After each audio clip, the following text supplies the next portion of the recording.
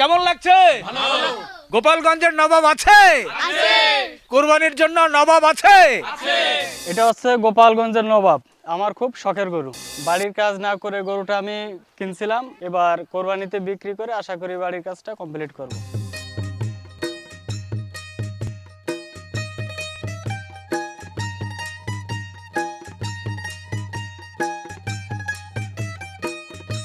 আসসালামু আলাইকুম প্রিয় দর্শক, কেমন আছেন? আশা করছি ভালো আছেন। সবাইকে অনেক অনেক প্রীতি এবং শুভেচ্ছা জানাচ্ছি। বন্ধুরা, আমি এখন দাঁড়িয়ে আছি গোপালগঞ্জের নবাবের সামনে। বলতে পারেন সেই মোঘলি আমলের নবাব এখন আবার কিভাবে এলো, এটা জানানোর জন্য আজকে আমরা চলে এসেছি গোপালগঞ্জ সদরের ঘোষের চর উত্তরপাড়া এই নাইম ভাইয়ের বাড়িতে। নাইম ভাই, এটার নাম রেখেছেন নবাব, কেন এর নাম নবাব? নবাব রাখছে এর সৌন্দর্যের কারণে। আচ্ছা, কি কি সৌন্দর্য যদি একটু বলেন। এর এই যে চুট, তারপর বডি, মানে মোটামুটি দেখলেই ভালো লাগে, এই জন্য ভালো লাগার জন্যই লাগছে। আচ্ছা আচ্ছা, মাশাআল্লাহ, গরুটি সত্যিই সুন্দর। আপনি বলেছেন যে চুট, তার কালার, গরুটির একটু দেখেন গলকম্বল, নাভি, সব কিন্তু দেখার মতো।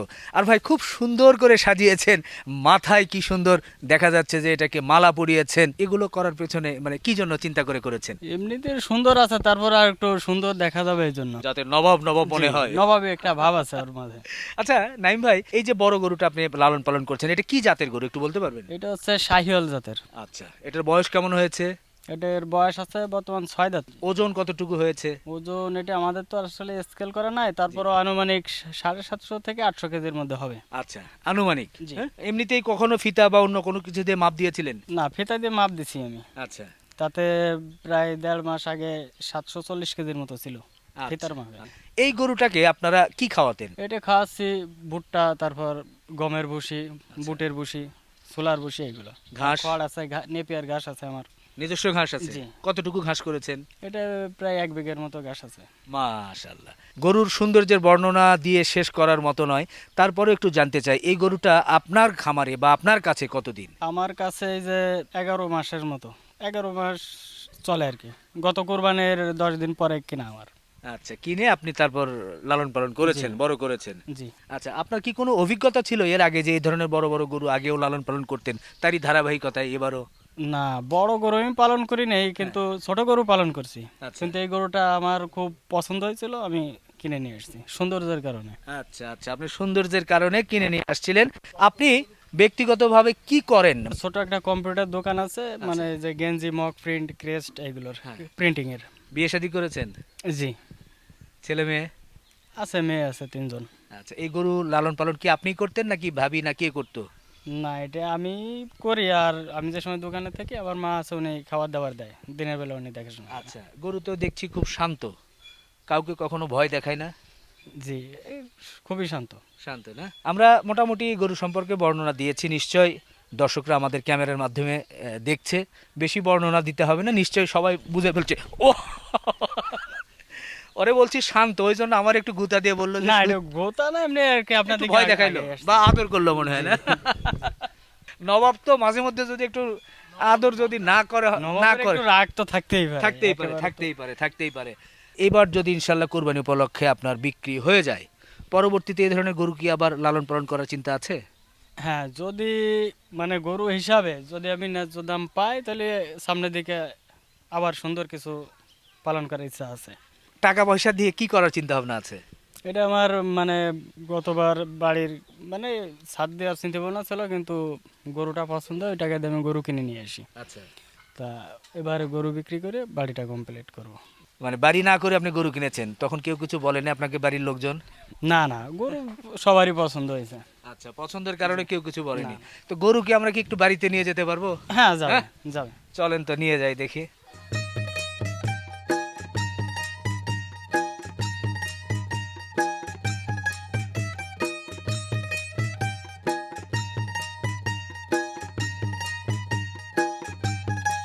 দর্শক বন্ধুরা, গরুটা কিন্তু একেবারে নাইম ভাইয়ের বাড়ির সামনে চলে এলো। পেছনে নাইম ভাইয়ের এই বাড়ি না? জি আচ্ছা, এটাই এখন নতুন করে এই যে এটা ইটের তৈরি করছেন, জি জি। এটা বিক্রি করে ইনশাল্লাহ একটু এটাকে কমপ্লিট করার চিন্তা ভাবনা। আচ্ছা, ভালো লাগলো নাইম ভাই, আপনার সব কথা এবার শুনেছি। মূল বিষয়টা আলোচনা করতে চাই, এই সুঠামদের সুন্দর শাহিওয়াল গরুটি আপনি কেমন দামে বেচা বিক্রি করতে চান? আমি এটার দাম চাচ্ছি 8 লক্ষ টাকা।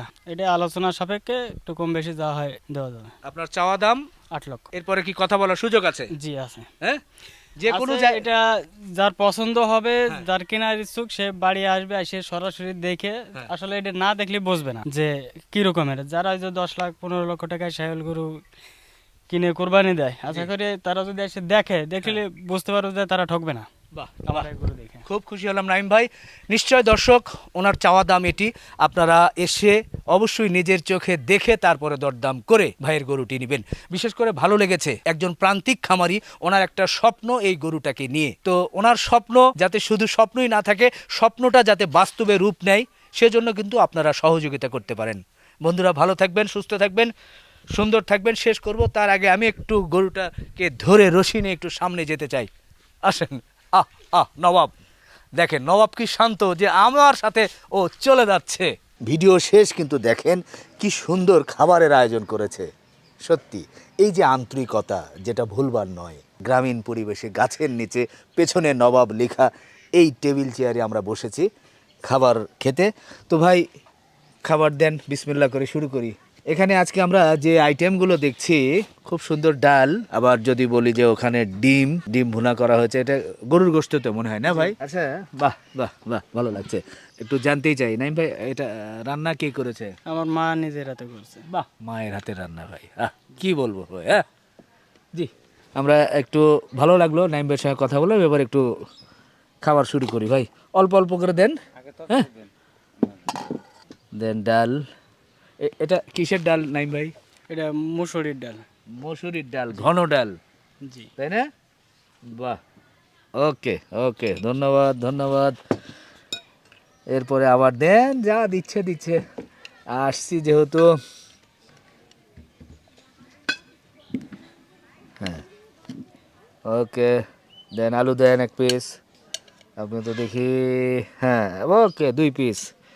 মাশাল্লাহ, খুব সুন্দর। মুরগির ডিম আছে, গরুর গোশত ভুনা, সাথে আলুও আছে। তো বেশিক্ষণ সময় নিব না দর্শক, আপনাদের অল্প সময় শেষ করব। একটু বিসমিল্লাহ করে দেখি ভাই। এই কেউ তো নেয় নাই। আচ্ছা নেন নেন, একটু বিসমিল্লাহ করি। বিসমিল্লাহ।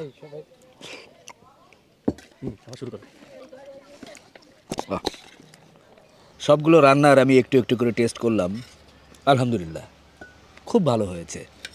এই রান্নার সাথে মায়া জড়িত আছে, একেবারেই গ্যাসের চুলা নয়, লাকড়ির চুলায় রান্না। হ্যাঁ, তো যাক, ভালোই লাগলো। আমরা মনে হয় এখন বাকিটা খাবার সবাই মিলে খেয়ে শেষ করি।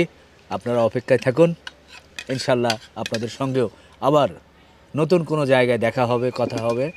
হ্যাঁ, ভালো থাকবেন, আল্লাহ হাফিজ।